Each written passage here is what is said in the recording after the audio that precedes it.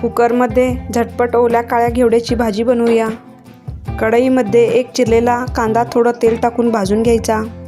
त्यातच टोमॅटो टाकायचा, ओल्या खोबऱ्याचे काप टाकायचे, लसूण पाकळ्या टाकायच्या, सर्व थोडं भाजून घ्यायचं। मिक्सरच्या भांड्यात घालून थोडं पाणी घालून बारीक पेस्ट करायची।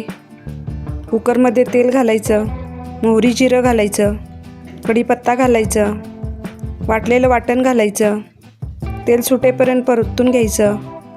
पाव चमचा हळद घालायची, घरचा काळा मसाला घालायचा, सोललेला काळा घेवडा घालायचा, तो सुद्धा थोडा परतून घ्यायचा। चवीनुसार मीठ घालायचं। मीडियम गॅसवर कुकरच्या 3 शिट्ट्या करायच्या। मस्त तयार झाली काळ्या घेवड्याची भाजी। कोथिंबीर घालायची। अशा पद्धतीने कुकरमध्ये मस्त तयार झाली आहे सरभरीत काळ्या घेवड्याची भाजी।